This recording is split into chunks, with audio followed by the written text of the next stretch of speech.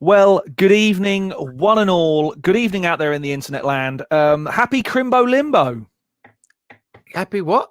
Chrimbo-Limbo. Have you just made that up, or is No, this I a haven't. proper thing? It's a proper thing. It's the time between Christmas Right. and New Year. Chrimbo-Limbo. You're not sure. Are you still on holiday? Are you supposed to go back to work? What are you supposed to do? Should you be drinking every night? Yeah, there is that. Yeah, I'm having my 3 days off. Oh, yeah. Yeah. Yeah, You're get not. No, I did. No, I have. I did have a beer last night. We had a Zoom call. So I had a couple of beers last night, but that was it. Good work. Good work. Yeah. So there's actually no one watching yet, which is I always find it slightly hilarious that we just chat to ourselves. And of course, it might be that everyone is completely under the thumb by their nearest and dearest, and they won't be coming on to join us tonight. Do they not know? It's like it's the best day of the week. It is the best day of the week. There are now 3 people with us.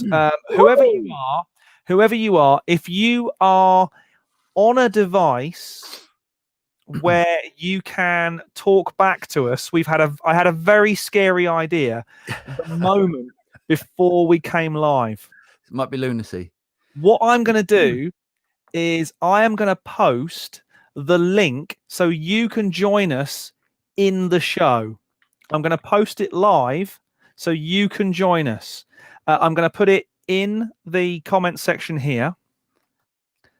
There it is. You'll need to put that into your browser and you will be able to reach out to us and we can add you into the show if you want to ask a question. If you want to ask it normally via text, via the Facebook Live app or via the YouTube app, via the YouTube channel, that's no problem. But if you want to come on and join us, you haven't got to have microphones or anything like that. If you're doing it on your phone, that works too, on an iPad.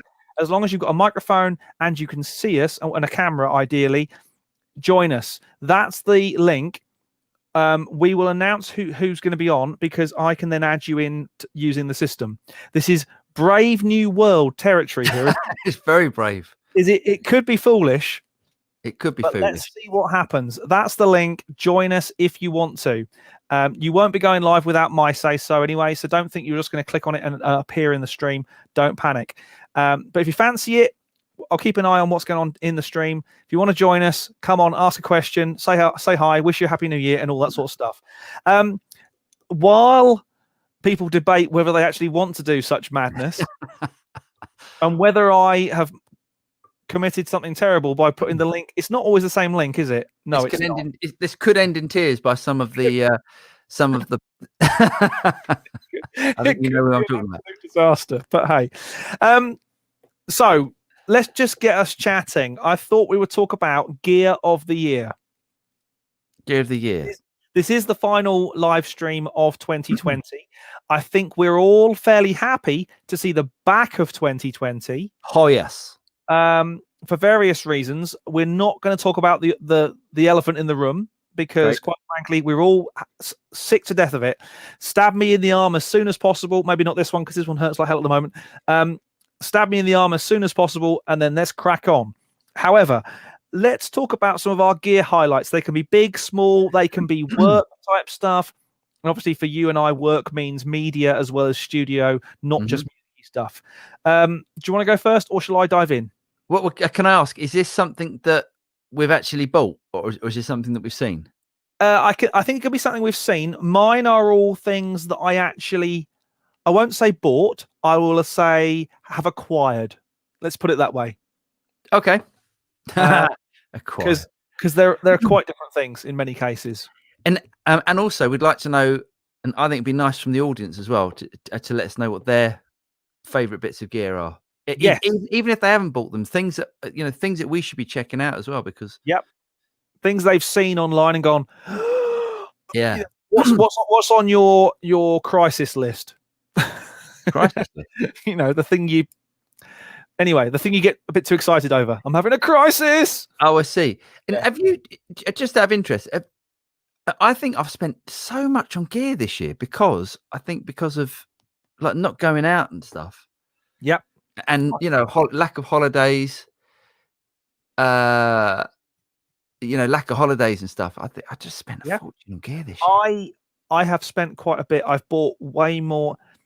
It's a balance, isn't it? Now it's what a problem to have, but if as a professional musician, studio owner, whatever, if you don't spend the money on gear, Yeah.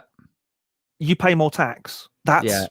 fact. So there is a certain amount of we do have to spend a bit of money on toys. Yeah. What a problem.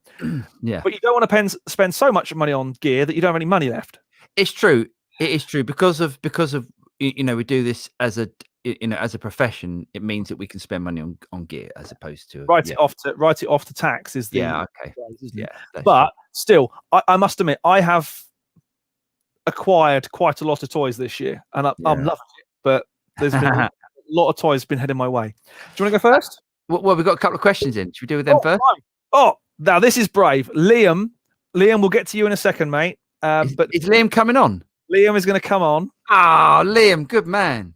Good work. We're going to get to these two questions first, then we'll have you on the show. So stay cozy for a minute. Well, hold on a second. The questions can be answered. Maybe get Liam on first. Right, I think the priority should be if someone wants to come on. Okay, Liam, standing by. Here we go. Liam, don't swear. Hey, hello, mate. Don't swear. Hey, how's things? Good. How are you? I'm doing good. This is a bit of a spur of the moment because I was about 5 minutes ago sitting on the couch, and I thought, I mean, 4 days after Christmas in this weird area between eating and drinking and sleeping, I thought I might as well do something. So and nice to be on. We got to guess what part of Scotland you're from. Edinburgh. Oh, close. Yeah. Very Go on. close. I was going to go Bathgate purely because it's halfway between two. No, I am about 40 minutes south, so I'm in the Scottish borders, which is nice, mate. It's about an hour south of Edinburgh, an hour north of Carlisle, so somewhere in between. The bit that no one goes. Beautiful part of the world. Yeah, it's lovely up there. Yeah, it's quaint. It's definitely quaint. Yeah. And what brings you on to our live stream? Are you a studio guy, guitar player? Are you one of the many thousands who've bought a Katana or a? I'm a failed musician, you could call it. No, I mean I've done this for. I've done production, played in bands for years, but I'm a developer by day, so this is kind of awesome. I'd like to do it more, but at the moment it's just a very, very, very expensive hobby, which is and to be honest, channels like yours really don't help because you've already sold me. What have I bought? Yeah, what have we made you buy? Oh God, what haven't I bought? I mean, it would be embarrassing showing my plugins list. But so recently, I bought on really. I mean, to be honest, certainly both of you guys. I was a Logic Pro user for years, and then when Studio One 3 came out, through some of the Studio One videos that you guys both, Paul, especially your videos, some of the early ones really, really helped. Oh, cheers, mate. Nice one. So from there, I've actually, I mean, I genuinely have this on, but I'm a Bitwig user now, so that's which is great for everything but comping vocals and stuff like that. So that's kind of from the last couple of videos you've been doing about Luna. I kind of pulled the trigger and I bought the summing bus. There's the kind of the tape, so you can do the. Yes, so that was the last purchase. That's great, actually, because I think that makes a massive difference. That to me, I just mastered that song. We just did a song, and I mastered it in Luna because we did like a whole song on an iPad. I don't know if you saw the videos. I did, yeah. Oh, so then I mastered it in Luna because I wanted to master it, and the HER and the Neve summing is just like magic for me. It just makes such a massive difference. But anyway, sorry. No, it's great. I mean, to be honest, I have a question straight out the gate then, because one of the reasons that I love, I mean, Bitwig is fantastic. I mean, it's one of these things that in terms of being creative, it's very, very deep.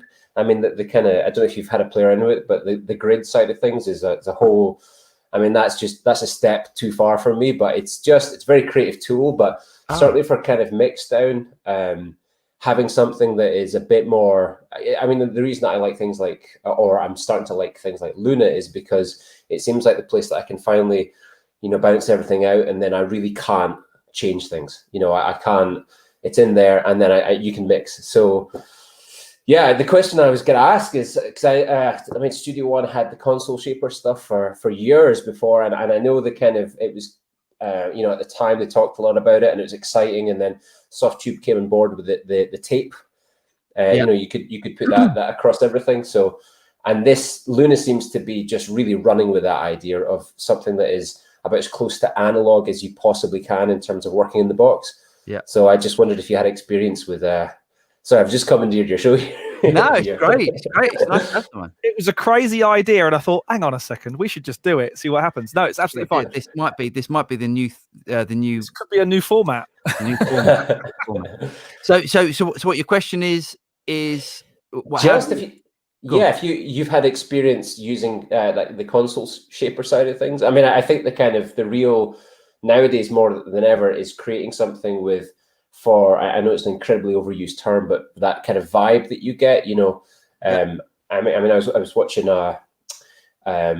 is it Mix with the Masters? There's an Atticus Ross tutorial, and he seems to be just get it as dirty as possible. He doesn't really care. He just puts it in. It's distorted. And that's his thing, is like just get it out there, and it shouldn't be refined, because in the age of unlimited undos, and it's finding that kind of that analog, that bit of again vibe to things. Interesting. But it was the kind of Studio One thing, just console shaper. I don't know if you had experience using that, and what pushed you to finally jumping over. I didn't. So console shaper. I think Presonus are brilliant and they're great guys. The only thing for me is I think that they've taken the modeling to the point where it's so exact, or maybe it's so to me it's not musical. They've pushed it too far, and you have to use it on such a tiny amount that if you take it past that, everything sounds crap. And I don't mean actually that's wrong. It doesn't sound crap. It doesn't work for me. It just doesn't sound right. While when Universal Audio did the console stuff with the Neve and the API, you can't make it sound bad. So maybe that's why the Universal Audio stuff is you can distort it, and but you can't make it sound bad. It will always sound great. I think with the console shaper that Presonus did, it can sound bad. Help me out with the brand, the plugin brand. Who did Mo used to work for, Paul? Plugin Alliance. Plugin Alliance. I know they do a Neve one, and I think they do an SSL one, where they've modeled every single channel of a console, and then you get this thing called TMT, tolerance modeling technology. I think is that what it's called? Where basically it does what a real console does. So you get slight variations between each channel on the board, and that I think is a really cool thing. I mean, bear in mind, I work and mix primarily on a real console. So for me, that whole kind of analog grit thing is exactly what I get out of the board. Yeah, you don't get much analog grit from this particular board because it's not a dirty sound. It's not like an old Neve VR where everything's going to get really hot and valvey and kind of fuzzy. Right. But I like the idea of if you're going to put an EQ on a drum track, you put the same EQ across every drum track. If you're mixing vocal, consistency. And that way, of course, you're also getting absolute phase coherence as well, because you've got the same timing path for the whole kit. The whole kit was recorded at the same time, or at least in theory. So you've got that kind of phase consistency through groups of instruments. If I've got two mics on two guitars, if I've got two mics on a guitar amp, I'm going to put it through the same path because I want absolute phase coherence. Interesting. It's a way of looking at it. Does that help? Has that answered any question, or is I mean, again, the Plugin Alliance stuff. I've had the before they had the official SSL. I know they had a licensing, like they are officially branded stuff now, but all that's on all my mix buses. Oh, great! And that I mean, that is the TMT stuff is, again, very easy to overdo, but it sounds fantastic. You sound like a bit of something new comes out. I want it. I honestly, I mean, I'm quite good at being able to, you know, I mean, you know yourself, it's that journey of, you know, learning and figuring out the map, the shape of things, Yeah. and then figuring out where, you know, the best. I'll hear about something, and I mean, I again, quite remote here, but I've got friends who are producers and stuff, and it's always nice to be able to speak back and forth and say, we tried this, have you used that? And I'm quite fortunate in that I have, I'm a front end developer by day, so it's not like I have to go out anywhere. It's just that I sit here and I move from building, you know, sites to. We all know that feeling right now. We all just sit our workspace and sit there, don't we? I mean, it's great. What's your industry? What do you develop for? I mean, I'm a freelance developer, so it's a lot of it is building websites. I've worked freelance for before the rest of the planet got you know, caught up with working from home in 2020. I've been doing this for 10 years, and it's great because you know, I get to work for people all over the world, and it means that I don't have to, you know, there's no commute.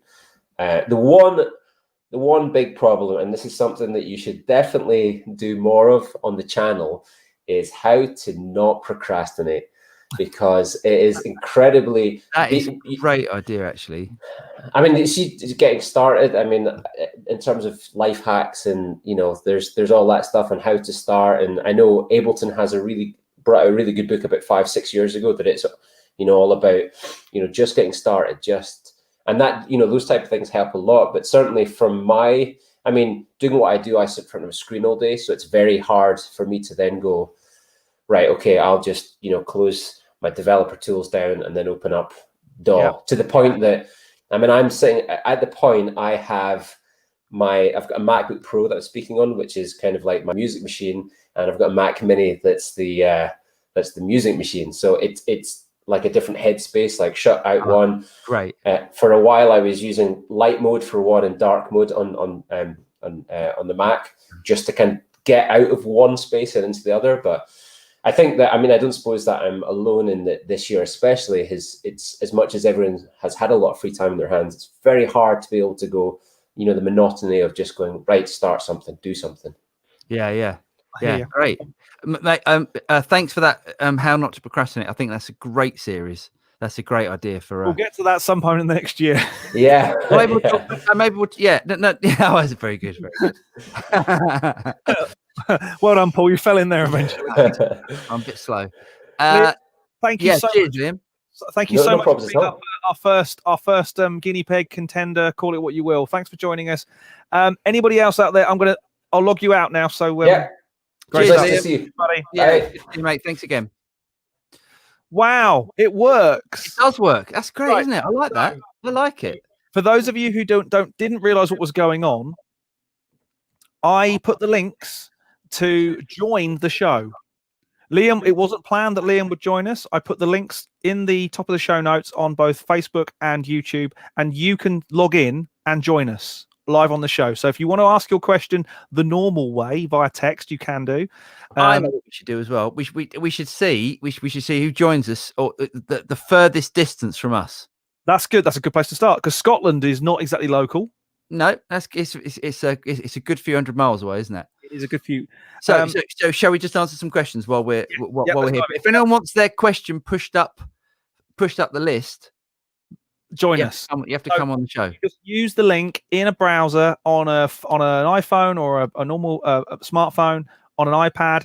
As long as you've got a reasonably quiet room without the kids and the dog and the chickens going berserk in the background, come on and join us. Who knows what's going to happen? I certainly don't. Okay, so Michael MC, have either of you experienced a hum issue with the Spark amp? That's a really good question. It gets talked about a lot on the forums and stuff. James, have you had a problem? I haven't. I have to admit, the only problem is not a hum issue; it's a thump issue. As in, if you put a track on it that's a bit bassy, and you're playing along, it doesn't handle bass very well. No, it's the way it's been tuned is far too much bass, and it's they need to look at that. They really do. And probably that's probably sort outable with Software, I'd have thought. I would have thought so, or a firmware update, something. Yeah. Okay. Michael, lots of people are experiencing that with the Spark.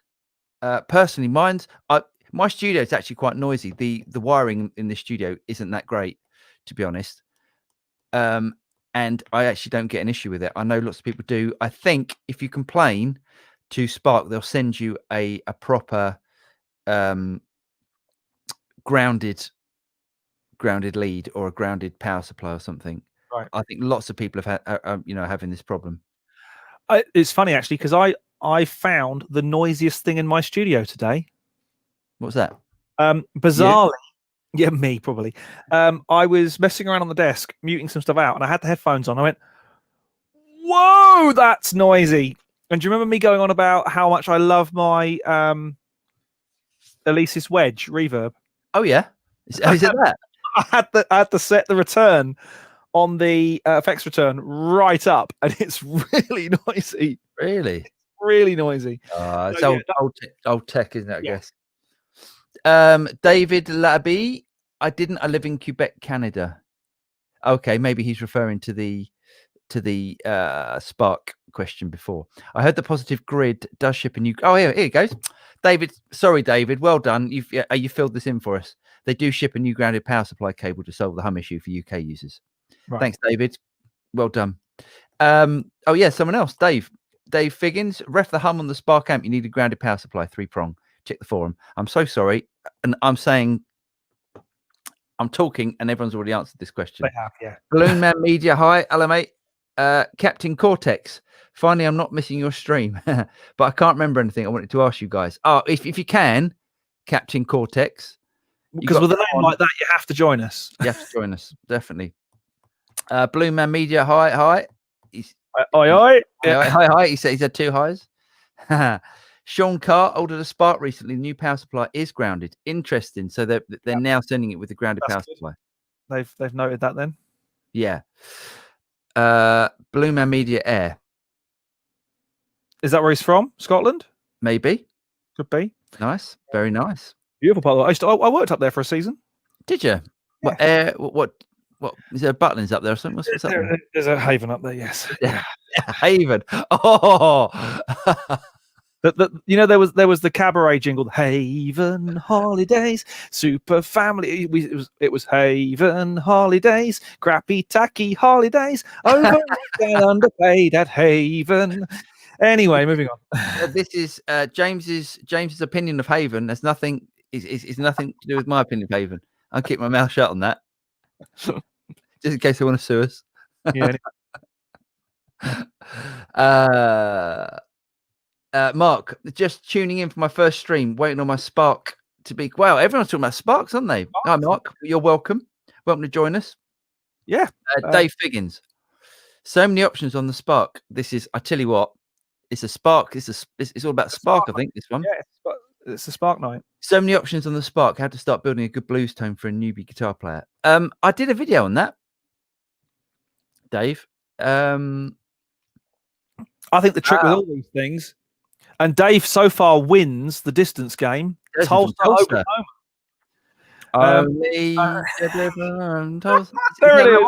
There it is.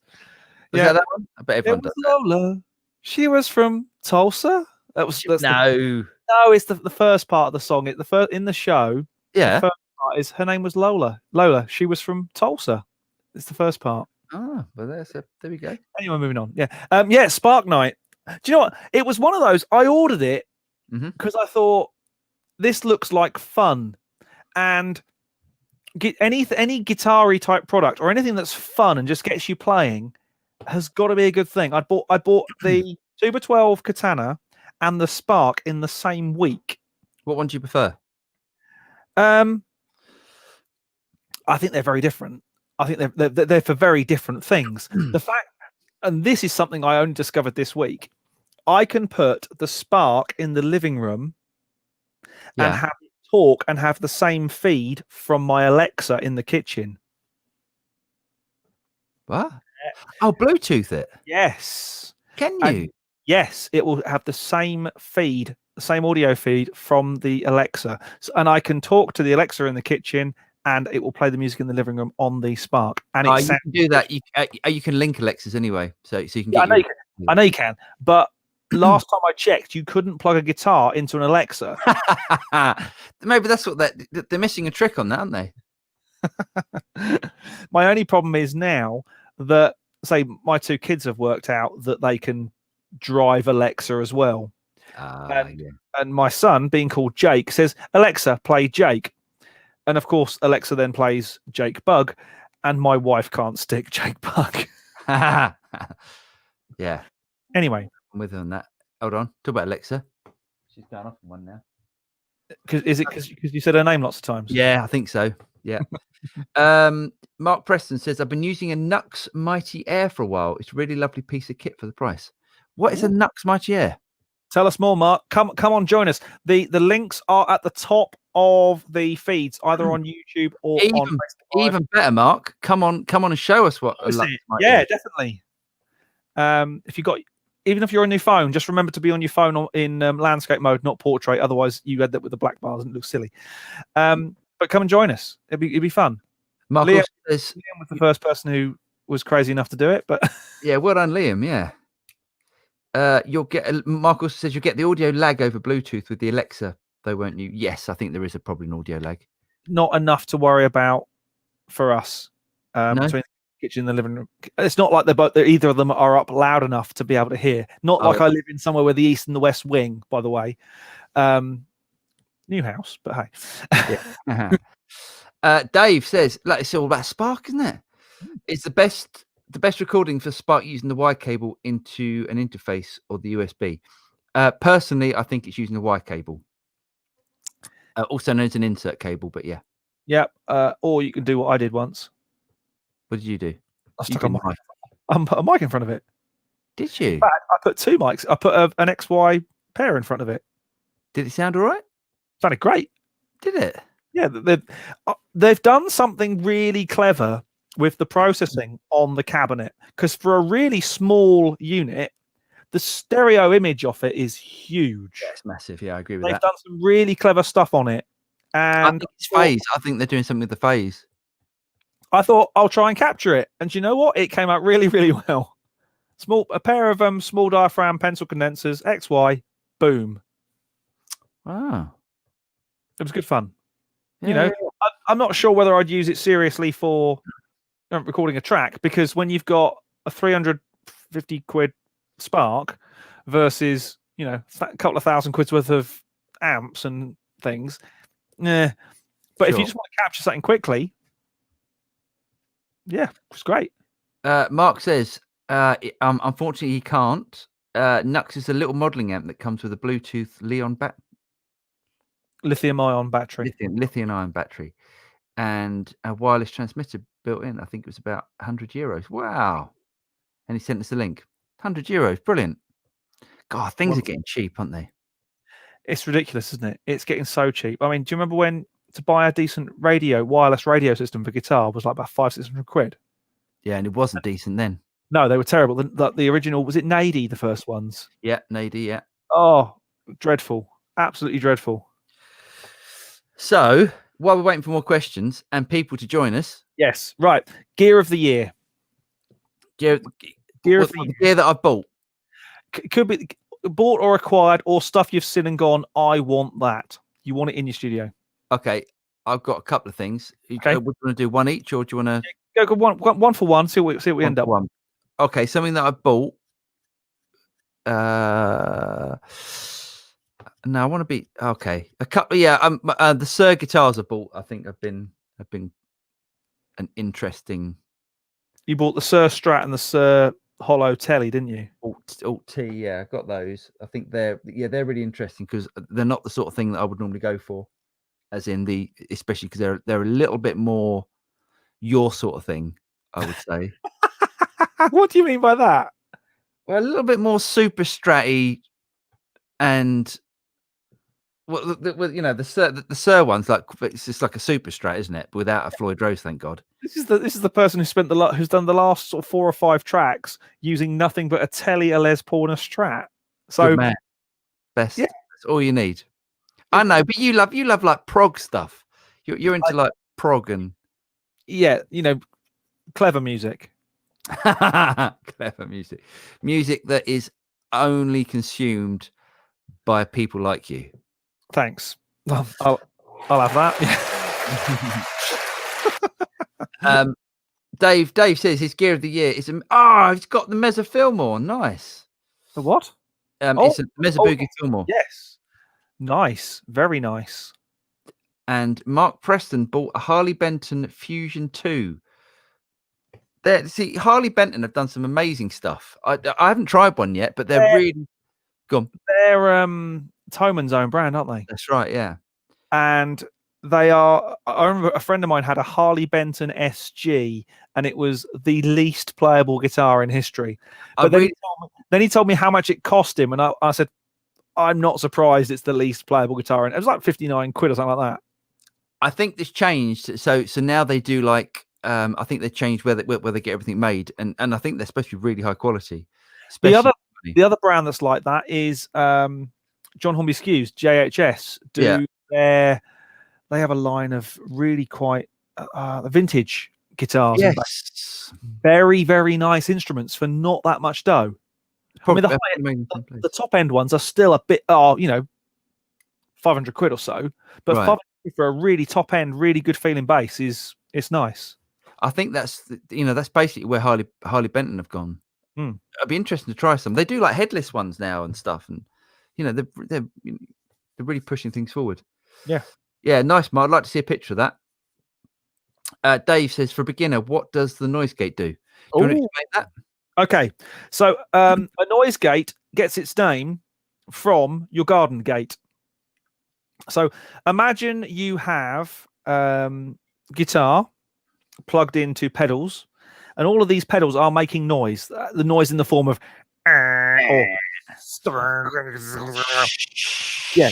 normally that noise. And what a noise gate is going to do is below a certain, let's call it the threshold, it's going to close. It's going to open this. It's going to close the gate. It's going to stop any sound coming through. As soon as you press the string or pluck a string, that sound is going to go above the threshold of the noise gate and open it up. So it's going to let the signal past.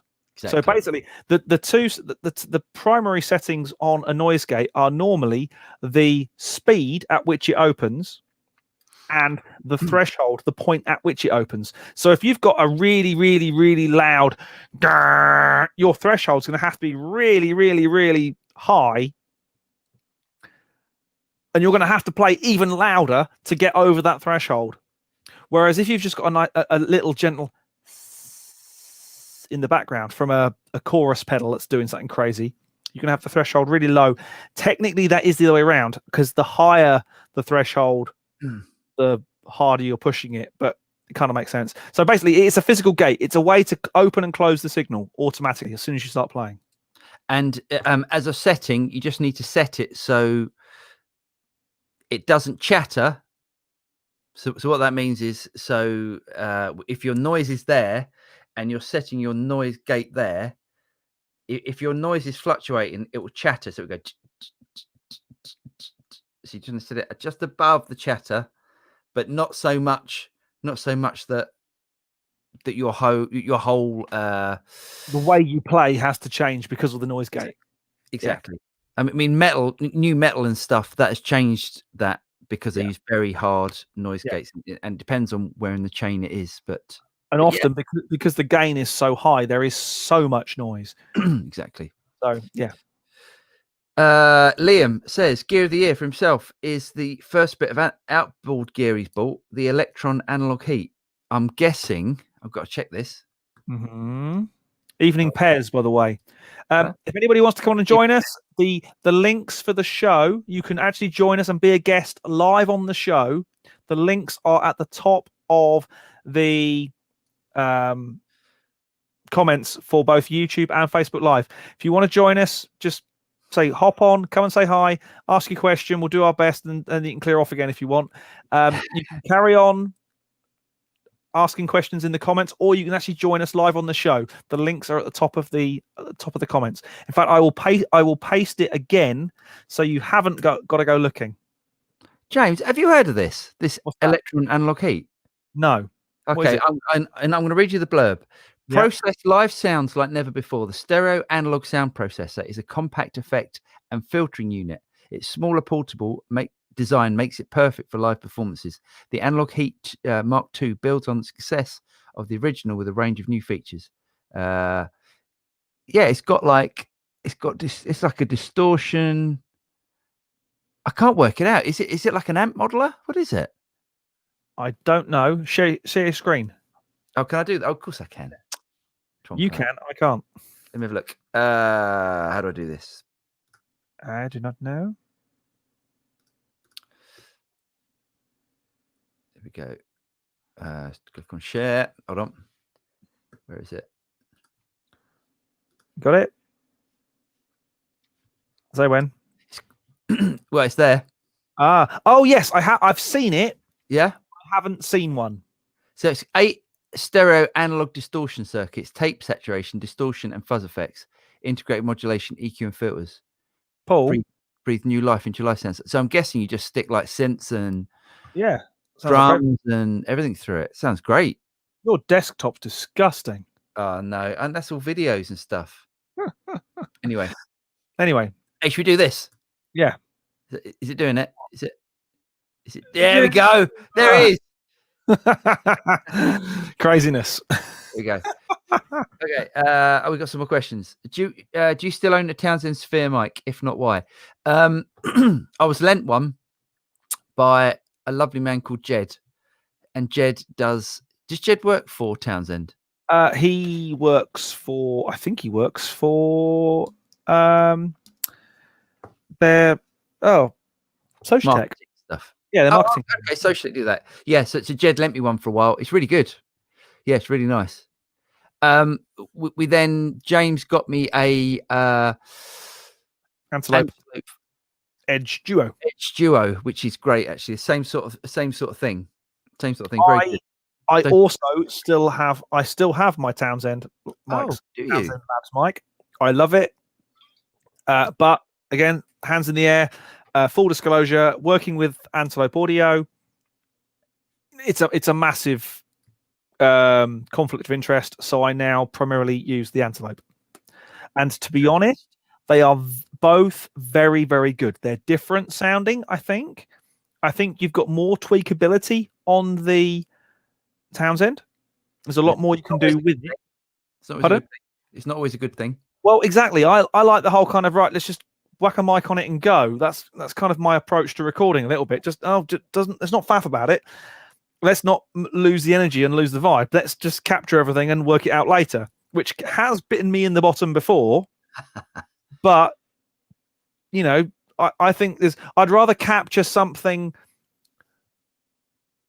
and there be an issue than not capture anything. Yeah. Yes. Oh, God. I did a gig with Danny. Danny Litchfield gets brought up so much. We did Danny. Oh, bless. Anyway, it's a story. That's just a story for a different time about capturing like bad audio and stuff. Anyway, right. Safie says, "Hi, Safie. How you doing?" Paul and James, one really inspiring gear that I found also interesting is a splatter blaster from Dunnable Audio, an analog stereo fuzz overdrive pedal. The stereo image is phenomenal. Wow, that sounds brilliant. Splatter blaster, just for name alone, it should get a tech award. Yeah, that sounds great. So a stereo fuzz, that's bonkers. Yeah, because I suppose if you can rotate it like a kind of fuzz Leslie would be amazing. Well, is it or does it go? A Safety might have to tell us this. Do you get like a silicon fuzz out of one side and a germanium out the other side, that sort of thing, or does it sort of rotate and stuff? What happens? Sounds fun. Safety's these are all great ideas for us to try and reach out to these companies in the new year as well. Yeah, definitely. This is great. Yeah, this is doing a lot. Is there a way to modify the sound you hear over an amp modeler or similar that would change your tone up or down steps? As in pitch shifting, real-time pitch shifting is processor intensive. I mean, yes, it is. It is, but to be honest, I think they've, processing now has sorted all that out. I mean, to be honest, ever since the Eventide H3000, it sorted that out. I mean, I noticed, That's true. Yeah, the H3000 was and have you tried the 9? Is it the 9000, the new one? Oh, that's great, isn't it? That's basically a load of H9s in a rack, and it's really expensive, isn't it? But it's super expensive, but it's amazing. Yeah, Tim Pierce has got one. Oh, bless. We haven't mentioned him in a while. I know. Oh, Tim, come on the show. Where were we? Yeah. Yeah. So yes, there is. I mean, if you mean pitch shifting, I think. Do you want to do it in a computer, or do you want to do it on a pedal? If you want to do it on a pedal, just get an Eventide H9, or the ultimate pitch shifting pedal, the Digitech Whammy. Yeah, even the Whammy, but the Whammy's got a sound about it, isn't it? Yeah. I had one for about 3 weeks, and it got nicked. Did it? It got nicked at a gig, and I know the person who nicked it was a guitar player because it was on the gig, and at the end of the first set, it was still there, and I went to do the second set, and it has gone, but the patch cables had been so routed, so I wouldn't notice it. It had been not just been unplugged and ripped off; they'd put the cables back so I could still do the gig. That's terrible. That's terrible. It was like, what the hell? That's it was the days before every venue had security cameras. So yeah, I had one for about 3 weeks. Oh, what a shame. Yeah. You'd have hated what I did with it though. So did you just do the what's his name from Rage Against the Machine? Yeah. The one volume on, one volume off Les Paul thing. Oh yeah, almost like a kill switch. Yeah. That's cool. That's I'd like a kill switch on a guitar. That's exactly what I used to do a lot.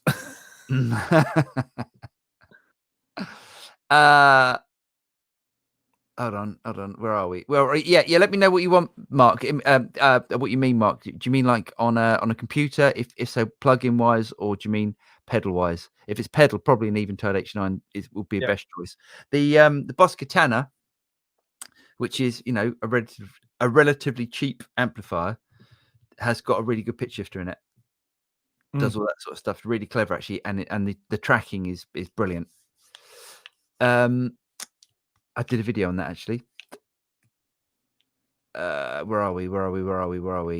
Liam says all controllable via a plugin. I'm guessing, Liam's talking about the Electron thing. Yeah. So everyone, so Liam's been on to ask questions. If anyone else wants to come on the actual show and ask questions live, please do. Safety says, oh no. Pez says, here's a gear question. Would you rather produce a cooked up band or a bunch of weed heads, and why? Oh, a coked up band. Sorry, a coked up band. A coked up band or a bunch of weed heads. So true. I've worked with both, to be honest. I think we all have. I think it's very much an attitude thing. I think a bunch of coked up band can produce a certain type of music, but as the producer, you are permanently walking on eggshells because anyone in that state is fairly volatile, and you can send them off, just push them over the edge very quickly. Whereas a bunch of weed heads, again,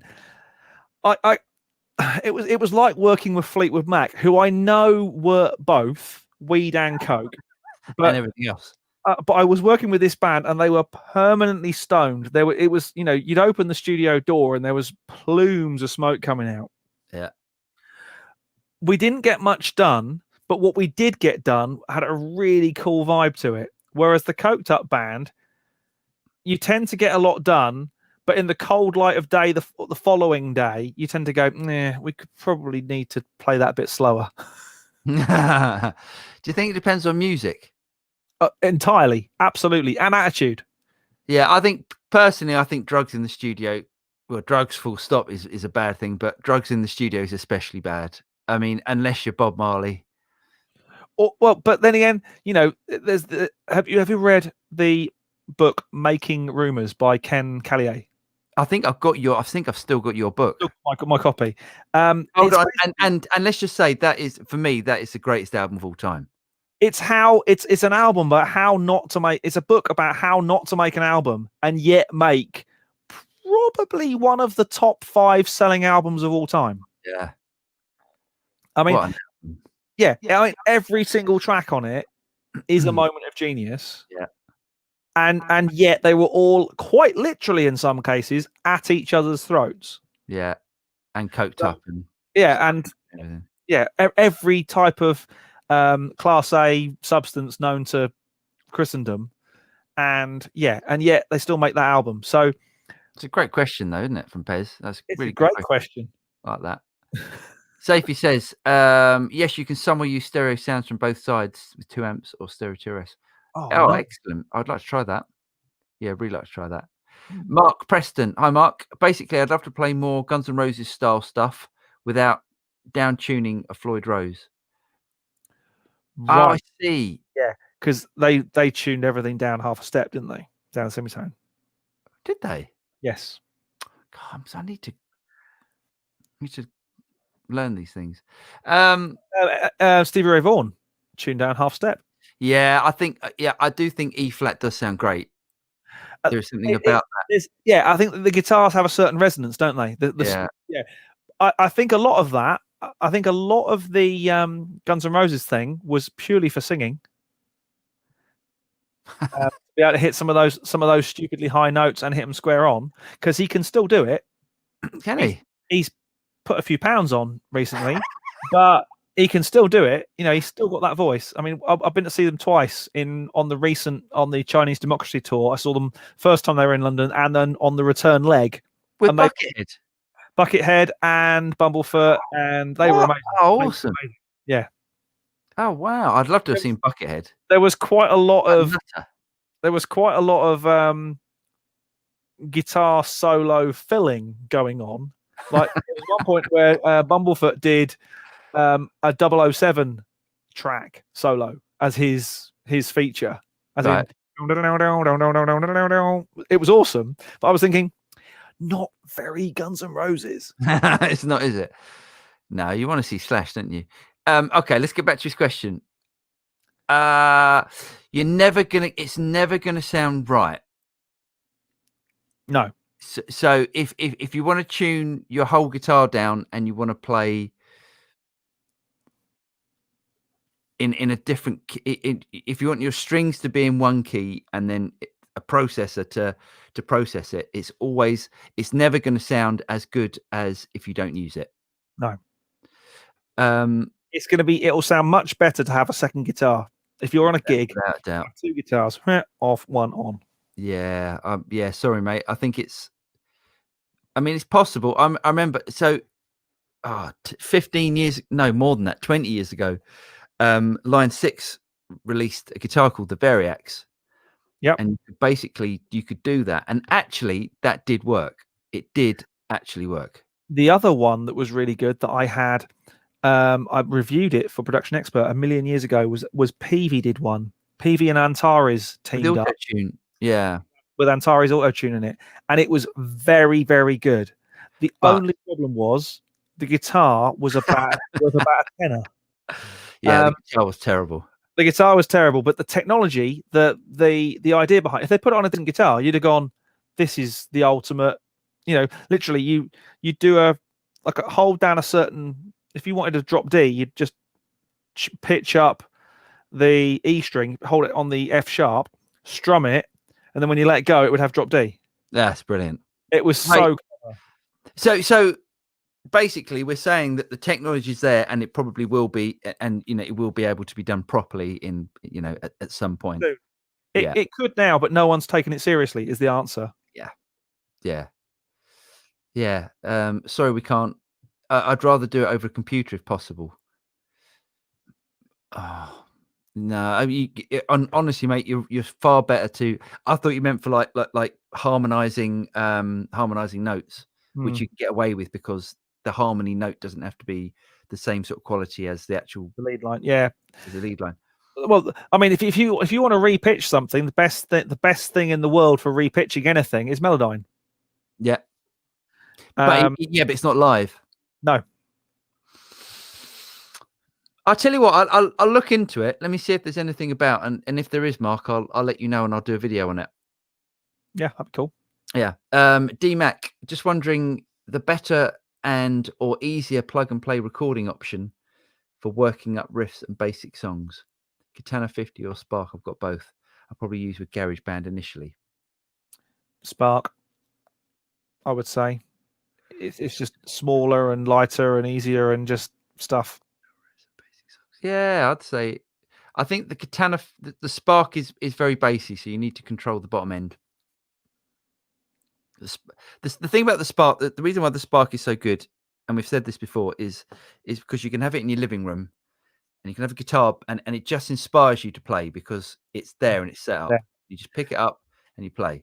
And the WAF factor, the WAF, the wife approval factor is quite high on a Spark, whereas having a Katana in it looks like a guitar amp because it's a guitar amp.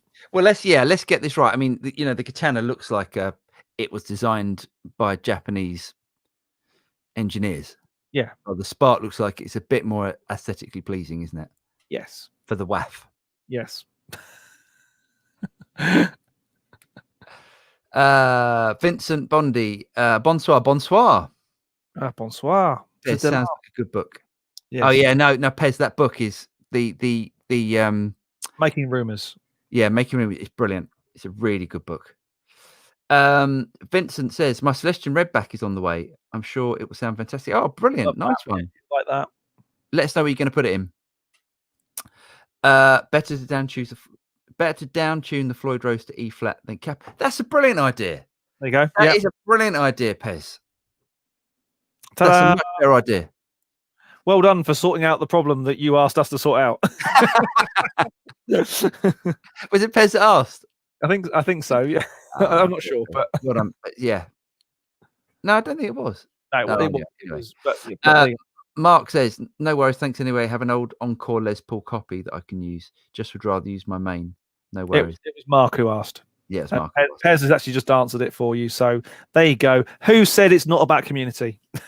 But I think, Mark, I think what Pez says is brilliant about putting a capo on the first fret, and then you want to down tune, pop it off. That's brilliant. Really good. But get a good capo because cheap capos will mess with your tuning, especially on the first fret. Yeah, definitely. Keith Axtell, no, we're referencing new gear this year, but I'd love that Luna released. Well, Luna is this year, isn't it? Yes, Luna is this year. This year thing. Yeah, well done, Keith. That's brilliant. Yeah, that probably is my gear of the year. It's Luna. Yeah, thanks for reminding us, Keith. Yeah, because it was this year. It was. We saw it. We saw it at NAMM. I'm gonna miss. Oh man. Anywho,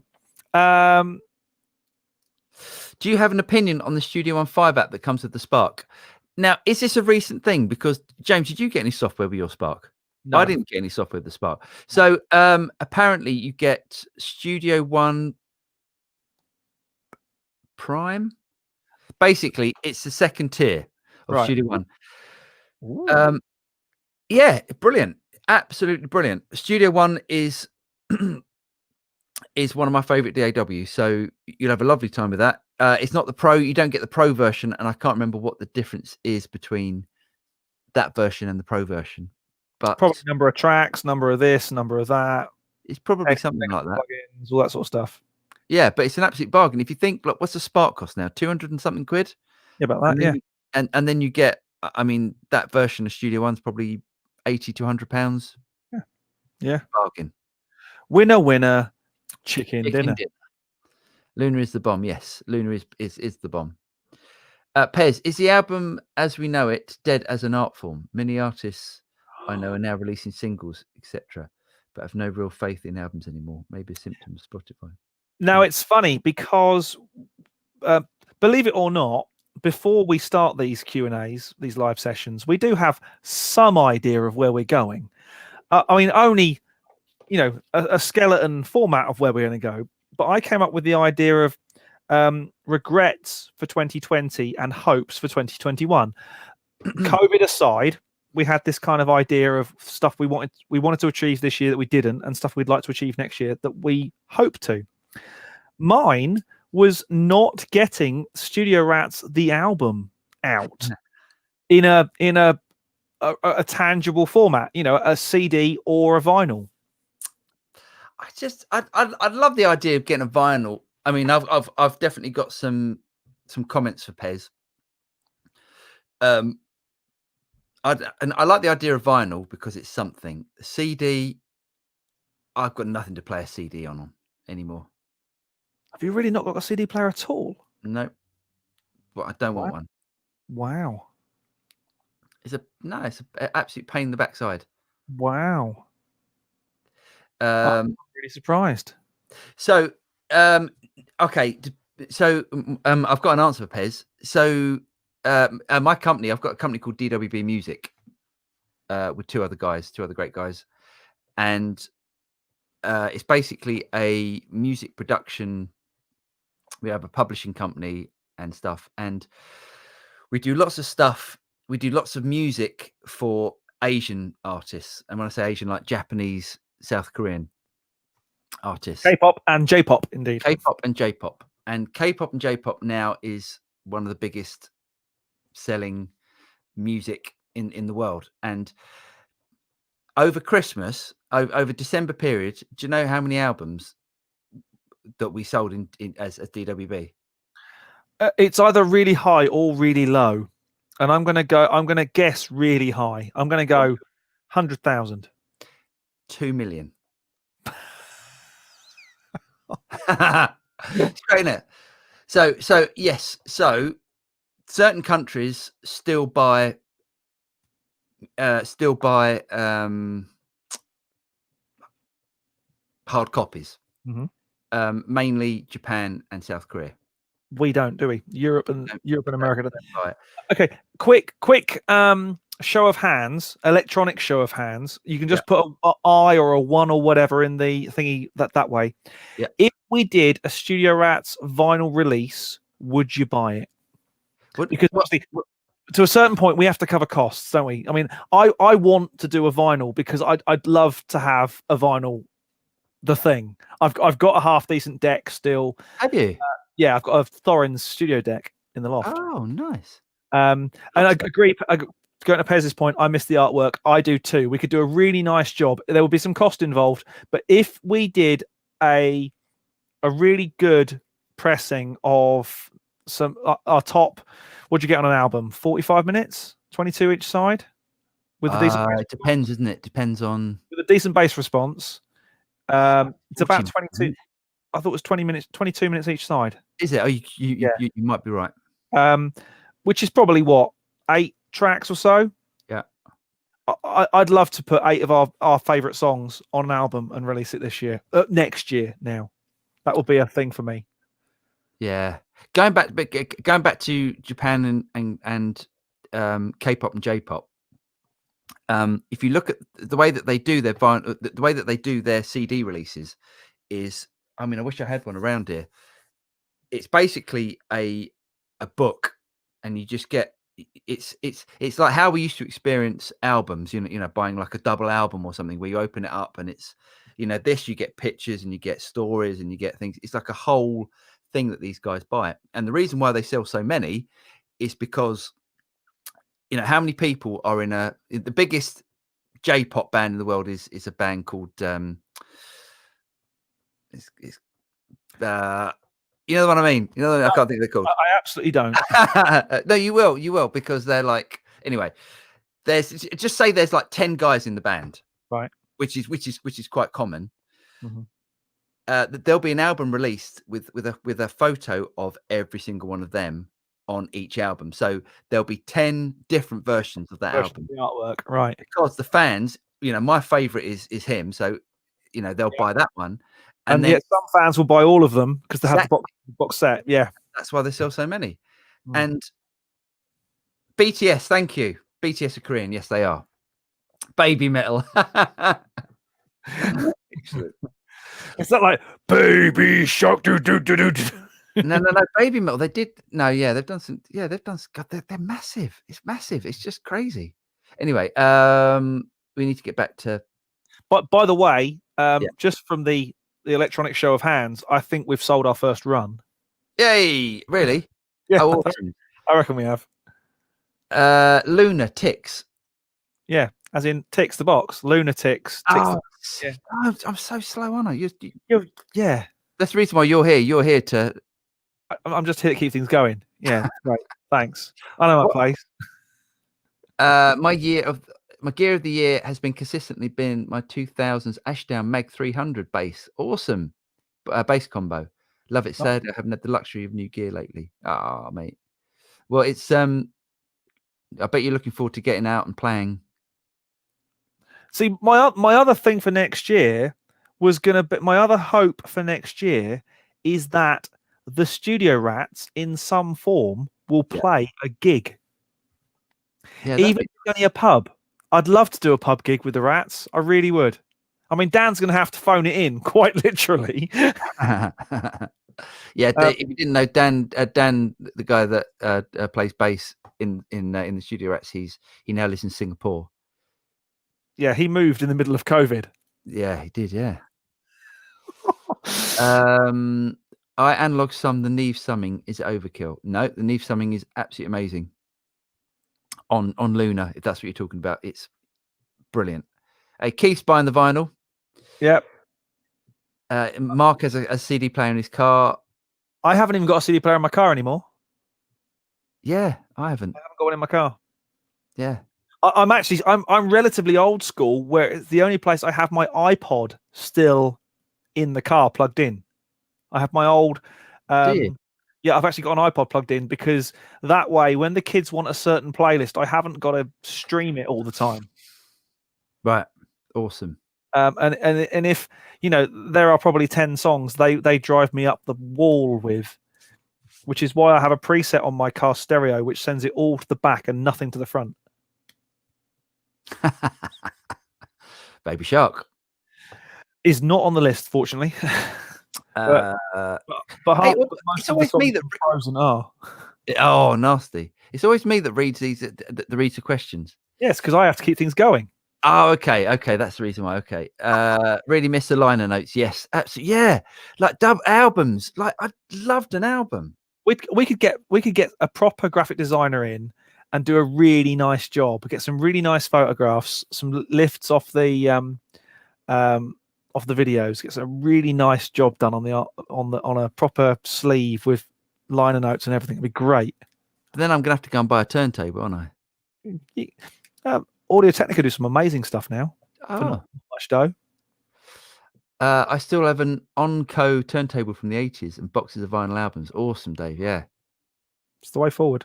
Sorry, I was listening to a thing the other day that said vinyl sales are up 55%. Cassette sales are up 40%.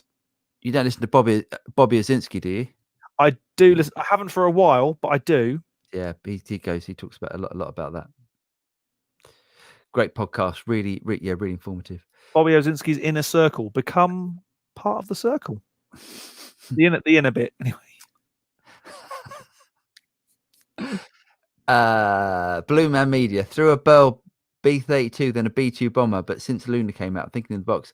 Oh wow, that Bell's never used. Gorgeous. Oh yeah, I've never used one. But... very flavoursome. Some would say coloured. I'm going to say it has a flavour, because colouring something to me has a negative connotation, whereas putting a flavour on something I think has a positive spin. Now, what sort of flavour does it have? It's got a kind of rich Gravy. That sort of. No, kind of rich, oozy kind of. It's got a valve. I think it has a kind of valve tendencies to it. Oh, interesting. It's not super clean, uber hi-fi sounding. I mean, don't get me wrong, it is, but there's a richness to it. It adds something. You know, when someone says all converters sound the same, Yeah. give or take, not Burl. Yeah. Okay. You can definitely hear them. They're definitely high quality stuff. Greg Worth. Hi, Yeah. Greg. You're listening or watching. He's probably not. He has got, I think it's a B2, and he's got 2 different A to Ds on his mastering chain or his mixing chain, depending on the flavor he wants. One's a Burl and one's a something else, depending, and it's all built into his Oracle summing mixer thing. Wow. Very, very cool. We should get on because I know he did say he was to come on, but because California's in total lockdown, he's got childcare and homeschooling and stuff. So, you know, massive respect to anyone else who's taking that on at the moment. So, where are we? I miss artwork. Yes, yeah, artwork. Yeah, artwork's great, wasn't it? Air acoustics. Don't know what that means.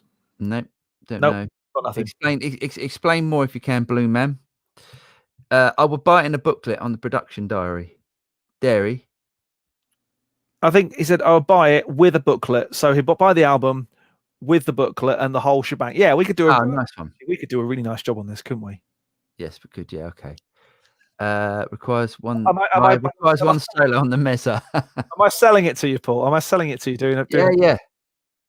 Rumi wants me to do. I have to do a solo on the boogie. Yeah, no problem with that. Yes, because you can rip the vinyl to digital for casual listening, still with the clean master. Agreed. Totally. Oh, there's a few people that have given the old thumbs up. Yeah. Let's have a look. Where did we get to? Baby Metal, BTS are Korean. Yeah, BTS biggest. I'm from Old Kilpatrick, Glasgow. Awesomes. That was Balloon Man. Yeah. Sorry to be so straight. What is your main income? Music production, broadcast production, YouTube. That's a great question. That is a great question. Mm-hmm. So my main income comes from DWB Music, which is my company. And I wanted to do something different because I got fed up with doing basically pop music. Basically. And how many million albums did you sell? Well, it's not me. It's not. Yeah, and the thing is, it sounds a lot grander. It sounds a lot grander than it is. It's not quite as good as it sounds, even though it sounds quite grand. It's not. I'm not like rolling in it or anything. There's quite a big cutback that comes from when you write a song for a different, especially Japan and Korea. But anyway, that's a different story. Where are we? What do you? What in your? Because I say you're like me. I think what we do is I categorize as a portfolio career. We don't just do one thing. But I think in your average week at the moment, what do you spend most time doing versus what do you actually get the most financial return from? I think interesting. Yeah. Okay, the most time doing is videos for the Studio Rats channel, because I'm trying to build that up. Basically, the 2 guys that I work with, they're running DWB Music at the moment, and I'm having my midlife crisis and doing a YouTube channel. Something like that. YouTube does bring in a little bit of money, not a lot, to be honest. Yes, music production. So I'll still do music production and for DWB Music. So if there's anything that comes in like mixing and stuff, I'll still be doing that as well. Baby Metal are hilarious. Baby Metal are fantastic. God, we've got loads of questions today. This is great. When I saw Slash in Leeds, he did a 15-minute guitar solo in the middle of Rocket Queen. Awesome. Lovely. Yeah. In the I, awesome. so I have. This is my a little off topic, but we'll get there. My wife and I do not agree very often on art,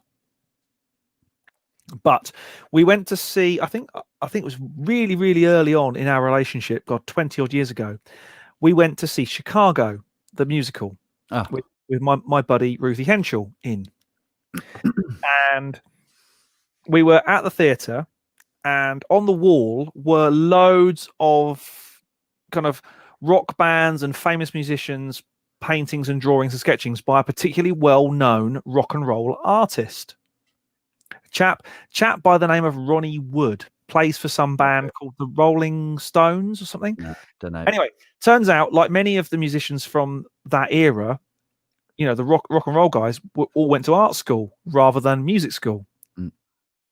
He's an amazing artist, phenomenal sketcher, and bizarrely, we both fell in love with so many of these pictures. I said, but they're an absolute fortune. Look, we were looking at £5,000-6,000 for some of the reprints and stuff. Fast forward to about 4 or 5 years ago, we'd been left some money as part of an inheritance. Not a lot, but enough to think we want to do something nice with this. And it was my mum's birthday. We were walking past a gallery in central London, and there was a Ronnie Wood in the window, and it was Slash with the classic hat down guitar. And I went, I love that. And Jen went, I love that too. Looked at the very small tag, and we could afford it from the inheritance money. So we basically bought this amazing piece that is a Ronnie Wood, his own collection, like a special collection that he'd done of a limited number of prints, and it is pride of place in our living room. I absolutely love that picture. So yeah, it does look good. It's a really it's one of those. Wow, you've got a very large picture of a guy playing guitar with a big hat on. Yes, that's Slash. Now go away. You know, if you don't know who it is, I don't want to talk to you. Yeah, sorry, just one of those moments. I love Slash. I could watch Slash drive very badly around the Top Gear test track. Oh, he did that. Did he? Yeah, very, very badly. He then stood on top of one of the cars and played the outro, played the theme. Did he? Oh, yeah. Awesome! Yeah, that was very cool. And he's from Stoke-on-Trent. Yeah, well, originally, yeah, via Los Angeles. What are your thoughts on the Roland Cloud? I've never used it, to be honest. Like, huh? Like me? No, not at all. Sorry, mate. I'll have a look at it. I will have a look over the week. One for next year. Thanks for pointing it out, and I'll definitely check that out. Video documentary on the production of the new Studio S album or live concert viewing only. The sessions would also be great. Yeah, awesome. Sounds fun. Well, once we can actually one of the things that I've spent a lot of time during lockdown doing is not only honing my music chops and you know, actual doing work, because I think, Paul, you'll agree, we've been busier during lockdown because so many companies are coming and saying, look, we want videos for this, we want videos for that. I mean, I totally changed my career trajectory during lockdown. But one of the things I've been concentrating on quite a lot is live streaming. Now, the system we use here is brilliant because it's really simple. But one of the other systems we use when I do the cheerleading thing is quite complex to the point of it's actually, you know, we could run about 30 odd cameras into it and do a proper multicam live stream. So there's no reason, once the restrictions are lifted to the point where we can all be in the same room, yeah, we could do a live stream from a studio. We should do that. We should get in Dean Street or something and then do that. Yep. Do a live stream. We really need to do. I can't wait till we can actually do that, Sophie. Yeah. We are quite. Say the UK has pretty much. You're tier 4, aren't you? Where you are? Yes, we are now. Yeah. 70 odd as of tomorrow. 75% of the UK is in the strictest restrictions that we can be in for now. So we are. At the moment, we are tied to where we are, which, you know, there are worse places to be. Let's not say we're in any kind of hardship, because we ain't. But it would be great when things are starting to ease and we can move around a little bit easier. We'll start to do some more creative stuff like this. Now we know there's a market for it, and that market is you guys. We're not going to charge anything for it, because we'll do it because we can. We'll get someone else to pay for it. Sounds fun. Who's going to pay for it? The companies whose gear we use and say nice things. I see, of course. There's always an angle. Where are we? Mark Preston, special edition has the patches for the Katana too. That's a great idea. Do any of that sort of stuff. Great idea. Talk about a YouTube guitarist musician you think is ace or that you can't stand. Pez has some great questions. Can we do this? We do have a couple. Oh God. Should we talk about someone that we like? I'm just gonna say it was nice seeing you all. Oh dear. Go on, you go first. Sean Tubbs, amazing guitar player. Yep. Sean Tubbs. If you haven't checked out Sean Tubbs, he's like, for me, he's like, he's just the most tasteful guitar player. Just absolute class.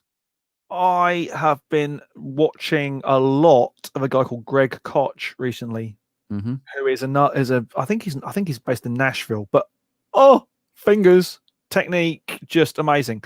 The guy who has really upped his game recently on his YouTube output, and I think that's again because of lockdown and those sort of things, is Paul's love interest, Tim Pierce.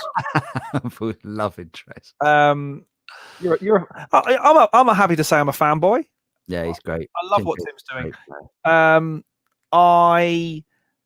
I have a lot of time for a lot of the people who are doing what they do really well. People like and whether they have a team behind them or whether they do, I mean, say all of Paul and my stuff is all done by us. There is no team hiding back there with 19 cameras and an editing suite, just churning out videos for us. People like Warren Hewitt on Produce Like a Pro are doing great stuff. Him and his team are producing some really great content.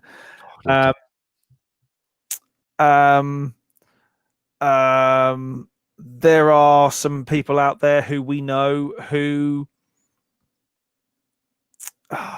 Do you want to go there? Do you really want to go there, Paul? I think we can say the shouty man from Canada, can't we? Yeah, let's leave it there. There's no need to get views by swearing. No. I mean, I've got a potty mouth, but I'm not going to do it on YouTube to get more views. It's just ridiculous. And likewise, we haven't got to the stage where we have officially have any kind of rationale or doctrine about what we do.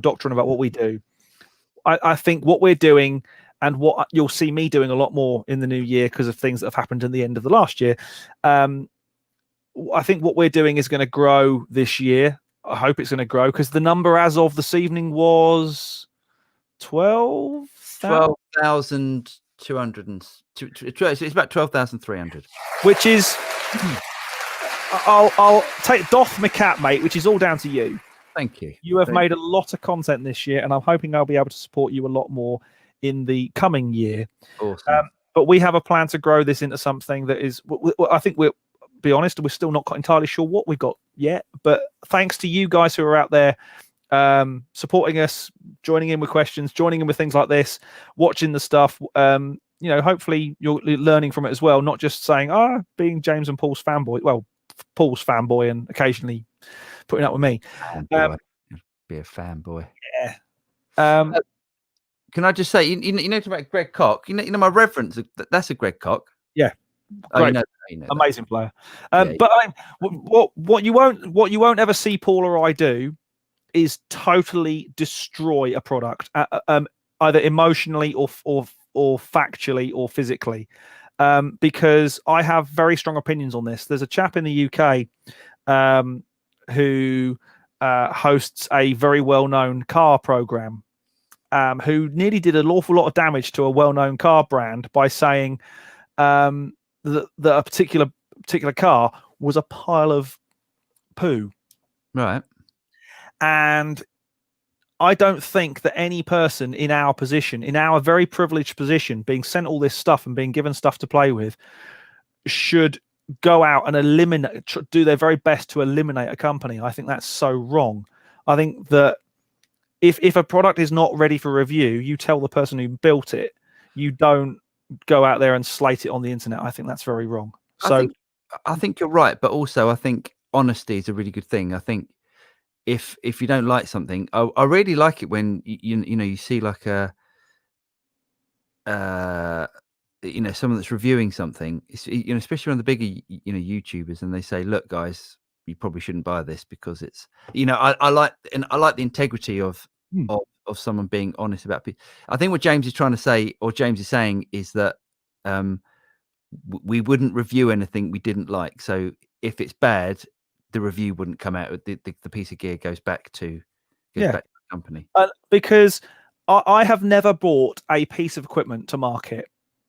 If someone sent me a thing to try out and they said, "Oh, can you do a review?" and I would say, "I'm really sorry, I can't review this in a positive light. I'm not going to review it. I don't think it's ready." I have never got a product to that stage. I have no experience in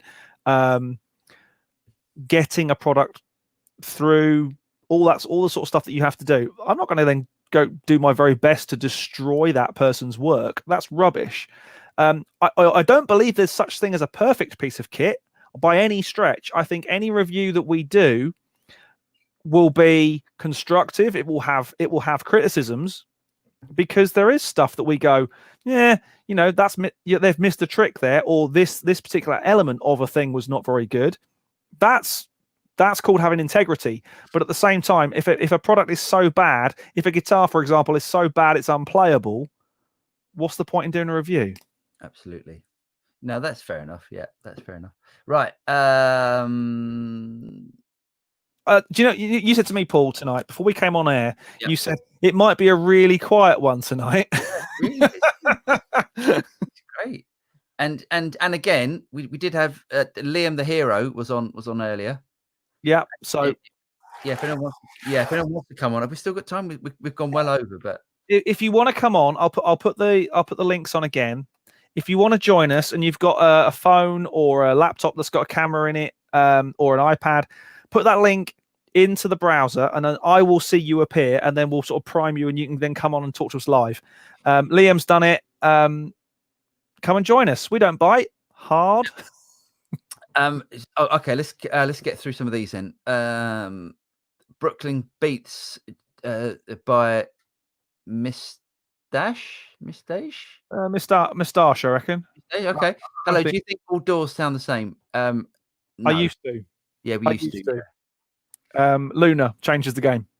Luna changes the game because of the Neve summing in it and stuff is fantastic. Yeah. Strange Bird recording. When was the last time either of you tracked in a studio with analog tape? Wow. Do you know what? I'm going to say it was my friend Ago's studio. Probably, God, 25 years ago? 25 years ago, Metropolis. Yeah, it was Driveways in Ipswich. My buddy Ago, and he had we did a string trio piece onto Fostex R8. No, what's the half inch version? That was Tascam. The Tascam one was a half inch. Yeah, but the R8 was quarter inch. But I'm sure there was a anyway. Oh no, 16 track was half inch. Yeah, and then there was. And then my final year degree project, which was tracking the same thing onto two different formats. It was onto analog and onto digital. The analog format was the 16 track Tascam, and the digital format was the Akai DR16. Oh, I remember them. Yeah, and we had a pair. We had a pair in the studio, two DR16, so 32 tracks.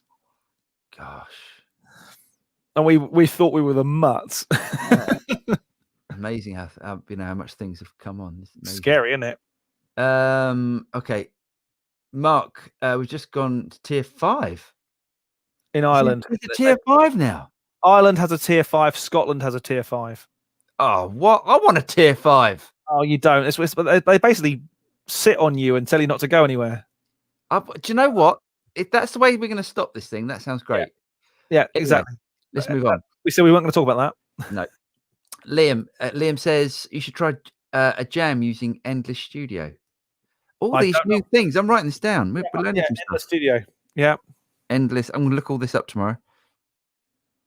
Endless Studio. Okay. Great ideas for yeah. Videos here, guys. Thank you. Yeah. Cheers, guys. Pez, loaded question. I think that was the one about which YouTubers like and don't like. I think that's love release a hound. We at this point we should actually say who sent us money. What? Someone sent us money? Sorry, it's Remy sent us money. Ah, Remy sent us money. Thanks, mate. Cheers, Remy. That's very nice of you. $5. So when we can actually get together, mate. Beer. That'd be a beer. Thanks, Remy. That's really kind of you. Thank you so much. No, it's so nice when people do that. Not that it's not that we expect it, but it's really nice when it happens. Okay. Gosh, there's a load. Okay. Have you checked out Tom Bukovac's channel? No. No, I haven't. Again, I write this down. Okay, these are my notes for tomorrow. Okay, we're doing this. God, mate, we're getting behind the times. This is great. Pez, I've been loving Troy Grady, and he's cracking the code. Yeah, that's the production value on that is brilliant. Have you ever seen that, James? No, I'm Troy Grady. His production value is amazing. Really, really well done. Yeah, and he's a great guitar player, and yeah, really good. Tim Pierce, amazing. Uncle Ben Elliott, yeah, Ben Elliott does some good stuff. Art guitar, don't know that one. I'll write that one down. Nice. Jeff McCurlane for blues instruction. God, this is great. Looks like my New Year's sorted. I can do this on New Year's Day. Cheers, Mark. Pez says the Katana stuff's been very good, Paul. Keep up the midlife crisis, please. Tom Bukovac, yeah, everyone's talking about that. Yeah, being extremely negative for the sake of it never helps anyone. This it's very true. You can be honest without being rude. Very true. Absolutely. If anyone saw, I tell you, I was really impressed with today. I saw Know Your Gear. What's his name? Yes, I know the guy you mean. I can say it. The bald guy. I can say that. Yeah. He knew. I saw one that he did about where certain brands of guitars are made and which factories they come from. So if you've got a so-and-so guitar, it's made by so-and-so, even though it's branded as X, it's probably from that factory. Know Your Gear, isn't it? Know Your Gear. That's it. Something like that. Somebody's Night? Yes, it is. Not Michael Knight, because that's somebody else. But yeah. Yeah, and he did one today on or maybe it wasn't today. I saw it today on basically this guitar that just wasn't ready to be released, and he was he was really polite, but he just said don't buy it because he's trying to help his audience because he wants to stop them from buying this. Philip McKnight, that's the one. Thank you, Mark. That's really good. Yeah, really good channel. Where are we?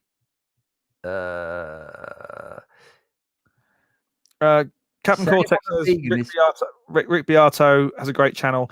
I love everything music because you never know quite what you're going to get with Rick, which is really funny. You might get a how-to, you might get a technique video, you might get something guitar-y, you might get something drummy. You're never quite sure what you're going to get, and that's what I think Rick does really well. Keeps us all guessing, which is great. Yeah, he's a very intelligent guy, definitely. Saying I'm vegan is a funny thing to say when someone hands you a baby. I'm not even sure what's that's in reference to. I like it. Do you work with one DAW or do you use several ones? Which one? Keep up the great work. F Bell Temps. I use James uses one DAW. James is Pro Tools. I'm a Pro Tools guy. I use Pro Tools, Studio One, Luna, Logic. Whatever pays. Huh? Whatever pays. Well, no, I'm about to start. I'm doing some videos for a company at the moment, and yeah, even a Cubase one. Where are we? Yes, all great for different things. To be honest, they're all great. Where are we? Trevor Yearwood. I'm just checking. I'm just checking this, so I'll catch the replay if there is one. Yes, there will be. Thank you, Wisdom. I've been enjoying your knowledge for years now. Cheers. Thanks, Trevor. Very nice of you. What's your plans for New Year's Eve? That's a good one, James. To be honest, I think it will be the Hootenanny. Is that on? Yeah, it's always on New Year's Eve. I just didn't know if it wouldn't be on this year. I'm friends on the Facebook with Dave Swift, Jules bass player, Cool. and they have filmed it and it's done and stuff. So yeah, I'll be watching the Hootenanny because what time is it? What time does it start? Often it's on the stroke of midnight, isn't it? Often. I can't say for certain. I haven't looked on the TV listings because let's face it, who does that anymore? So good. But no, I should be watching the Hootenanny, and I think Jen's got something to drink, and that's about it. That's my kids go to bed really early. I won't be out here working, so I should probably just sit and we'll have a drink or 5. Probably eat too many nibbles and crisps and chocolates and stuff, and just go into the new year. Nice. Go on. How about you? We're thinking of doing a beef Wellington. Oh, mate. And then if I have that and a couple of glasses of red wine, I think I'll be fast asleep. Good work. Good work. Would you recommend Balloon Man says, would you recommend analog summing after Neve summing or Luna, or keep it in the box? I think it's a case of what works. I think not all summing mixers sound the same. Some are very clean, some are very colourful. Flavoursome. Sorry, I'm not getting back to what I said earlier. I think analog summing brings more to the party rather than just analog summing. I think there's more to it than that. I think there's the fact that you have the ability to add other things into different chains, and you can put different inserts on analog summing buses, things like that. So if it works for you, great. However, 99.9% of the mixes I'm doing these days are in the box, and for one reason and one reason only: recall. Yeah, total recall. But so I had an SSL summing box, and to be honest, huh? Sigma? No, I had the X-Rack one. Oh right, okay, yeah. And I just didn't see the point in it. I just didn't see. It wasn't adding enough to make it worthwhile to me. So, but honestly, the Neve summing in Luna, and I'll keep talking about it, is brilliant. It's brilliant. It's really, really good, and it's recallable. That's the important thing. It's 100% recallable. Brilliant. It sounds so good. Tom Bukovac's channel is called 501 Chorus Echo. Thanks, mate. I'll write that one. 501 Chorus Echo. Thank you very much. Rumi says, do you comp together takes or play until perfected? Does practically supersede the latter? Which practicality supersede the latter. Supersede the latter. I'll go first. I am a play it until I can play it through. On drums, if I can, I want to play it start to finish, because that way you have a cohesive take. The energy is never the same from comping stuff together. Paul will now tell you exactly how many times he's ripped bits out of different takes. But for me, if I'm doing work for a client, I want to know I've put the perfect take down to tape. If there's a really obvious, if there's like a breakdown, I'll sometimes drop in at a breakdown, but you'll never catch me doing a drop in on a fill or a bar line just to drop one in, because I'm probably not good enough to know I'm going to 100% land it on the same bang on the beat as I did the first time round, and B, the vibe is different, the energy is different. The thing about playing a track all the way through is it becomes you move with the emotion of the track. Yeah. You start. The track starts quiet because you're starting simpler and more underdeveloped. Then as the track moves through, your energy increases and you give it more, and the track complexity goes up, and you go out with a bang. If you start in halfway through, all that energy flow is wrong to me. Interesting. I don't. To be honest, it doesn't bother me if it's something that needs to be dropped in. I'm more than happy to drop in. Because I come from the pop, more of a pop background, so I would rather things be perfect than not. I think I agree on every other part other than drums, because I think drums are so integral to the vibe and the push and the pull of the track. I want it to be continuous. Now that's because I'm a drummer. I want it to be as good. I want it to be able, so I can sit down and play it when we do it in the pub. You know, when we do it live on stage. Not that that's going to happen for a while. Yeah. But, I hate when I've gone to see bands that can't do it live because they can't actually play it, because it was never played that way. Oh, I see. Yeah. I mean, it didn't bother me. I mean, I'm so used to comping hundreds of takes of vocals together that it's. I think vocals is different. But say for me, you know, drums and bass, it's got to be, if you can do it in one take, ideally together. Mm-hmm. There's a vibe that you get, there's a glue you get that you don't get from doing it separately. Yeah. But hey, that's the me thing. Great question. Where are you guys based? James is in Greenwich in London. Well, here's the news as well. Oh, you got them. Currently, no. Just the news is like James is from Greenwich in London, and I live in the Surrey Hills in just outside of Guildford. Yes. So not that far apart in the grand scheme of things, but far enough for now. Yeah. Go on, tell me news then. Go on. Well, the exciting news is we're moving house. It's awesome. It won't be for a little while, because I think COVID is going to put a pay to actually physically moving for a little while. But that means I will be building a new studio, which will be documented extensively all over the Studio Rats channel. Yeah, that'd be great.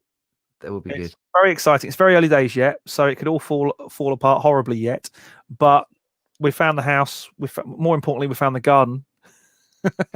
Can't think why that's important. And best of all, while I'm in studioless limbo, I've been told I can have the big living room as the studio. Nice. That's what you want. So I'll actually have somewhere to set up a kit. Nice. So I won't be without drums, which is great. Awesome. Can you come up with a 5-watt tweed sound on the Spark? Ooh. You can. I'm not sure the Spark. I think some of the amp models in the Spark are a little bit suspect, to be honest. Yes. I think they're very overproduced. Yeah, they're just not very accurate. They just, you know, they've got an amp that looks like a Fender, and it sort of sounds like a Fender. They've got an amp that's, you know, the 5150 sounds a bit like a 5150. The Marshall ones to me don't sound like Marshalls, but well, I'll have a look if that's all right, and I'll have a look, Dave. Pez, why let producer engineer do all the work to compensate for shitty musicians' performances? That's lazy. We need to raise the bar. Amen, Pez. Yeah, amen, definitely. But we do have the technology now to make things.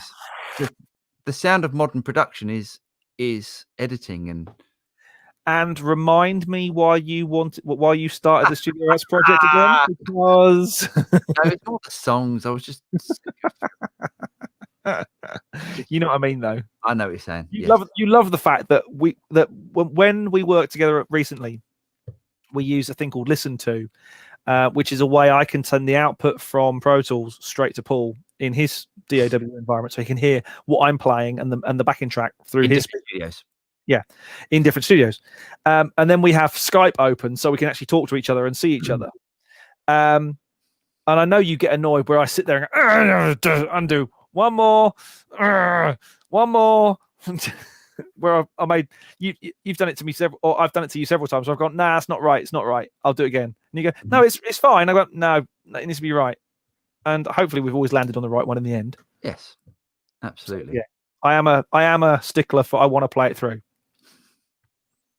Mark says Tim Henson is the king of that can't be played live, and then he does. Yeah, he's right. Tim Henson's pretty amazing.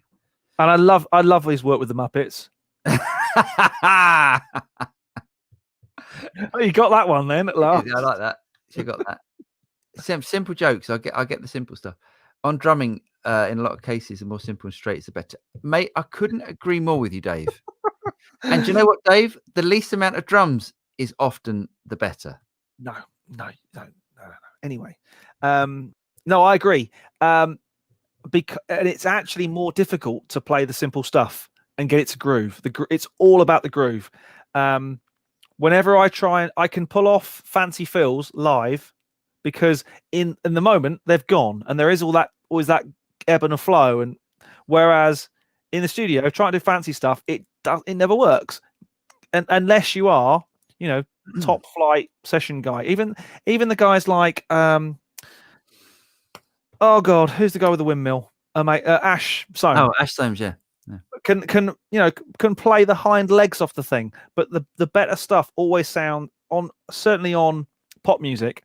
The simpler stuff always sounds better. Definitely, without doubt. Anyway. Paul, how often do you change your guitar strings? I'll show you something actually. Not often enough. No, very often. Get yourself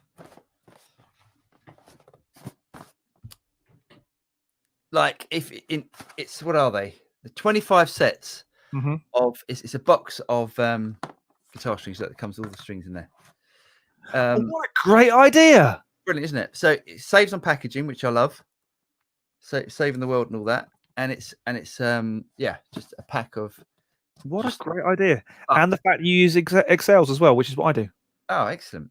The last time I actually went bulk buying of guitar strings, my buddy Joey Hession in California got me a deal, and I came home from NAMM with like probably that many strings, but in packs of 3. Awesome. Yeah. I need to get a deal. I need to get a deal with Dodora if they'll have me, because guitar strings are expensive. But if you buy in 25 sets, I mean, I don't know what's a set of guitar strings now, like £8 or something. 9 quid, yeah, probably. Yeah. So it ends up quite expensive, but it's much cheaper if you buy them like that, and also you're never without a set of guitar strings. So as soon as that runs out or it gets low, I'll buy another box. And to answer the question, about once. Depends how often I'm playing the guitar. If I'm doing some studio stuff and the guitar's in the studio a lot, and there's lots of takes, and the guitar's getting a bit of a hammering, it'll be every couple of days. Most of the time, every couple of weeks, maybe 3 weeks, something like that. Heads, to be honest, probably once every 6 months, depending on how much I'm playing. It might be that kit has had the same heads on it for about a year because it hasn't actually been out of that room. My live kit, oh bless live gigs, I will change the heads every 6 months without fail, or until, to be honest, until one of them dies. And drum heads do fall off a cliff.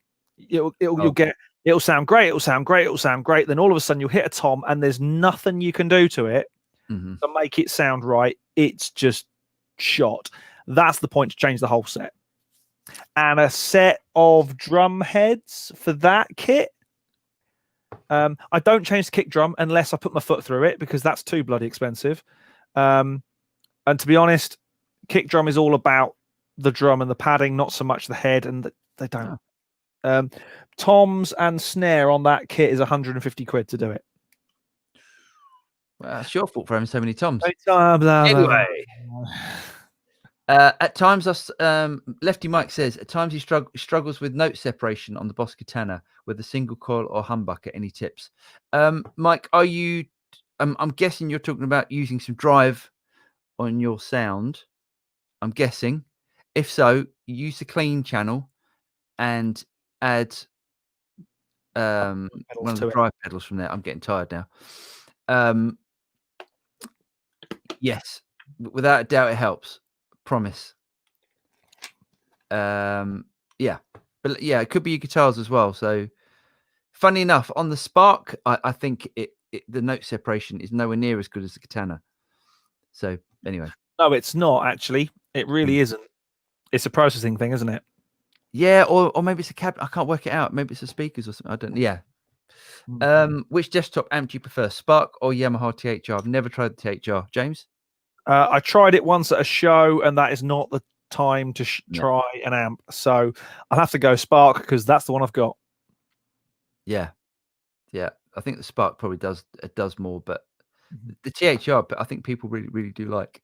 I'd like to try one. It just looks a bit rubbish. I think, the metal. It's the metal thing, isn't it? That whole metal. We've got the THR. Like an amp.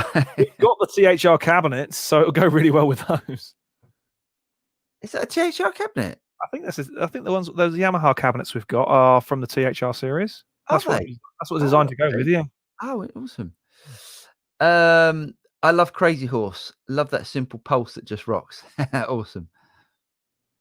Keep it simple, stupid. Yeah, absolutely.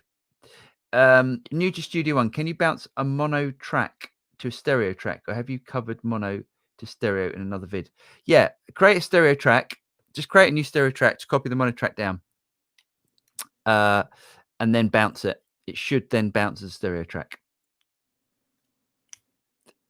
Yes. So left and right. Just try using the clean channel and add pedals to it. Personally, I don't think the other channels are anywhere near as good as the clean channel with adding pedals to it. Do lower output pickups have better clarity? Yes, definitely. My Eggle has got Seymour Duncans on it, and they are so hot, super hot. You cannot get a clean sound when they're in humbucking. It just doesn't work. Yeah, I personally think low output. If you're talking about humbuckers, something like a PAF. I mean, I'm a real single coil guy. I love single coils, so single coils for clarity for me is that, that's where it's at. Totally. I'm going to call it because I think this is going to be the record as being our longest show. I think it is the longest show. And we thought it was going to be a bit of a quiet night, so a quiet one. Thanks for joining us, guys. Thank you so much. It's been amazing. Do you know what? I think we keep this open-ended. I'll put the invitation in the show notes every week. I think that's a brilliant idea. Yeah. I think it's really cool. And hopefully we'll get some more of you to join us live on air. That's a crazy idea, I know, but we'll do it again next time. Can you push the button for our guest?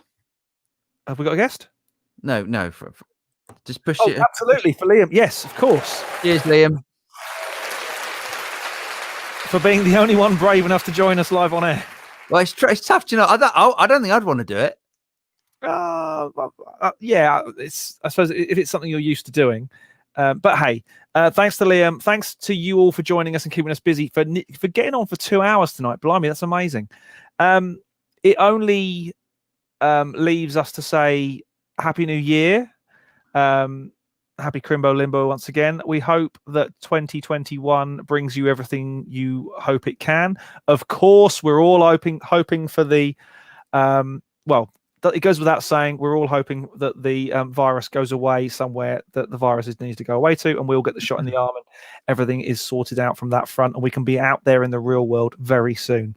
Yeah. So Happy New Year, one and all, to you and your loved ones and all that sort of stuff, and we will see you in 2021. Good night, everyone. Thanks, guys.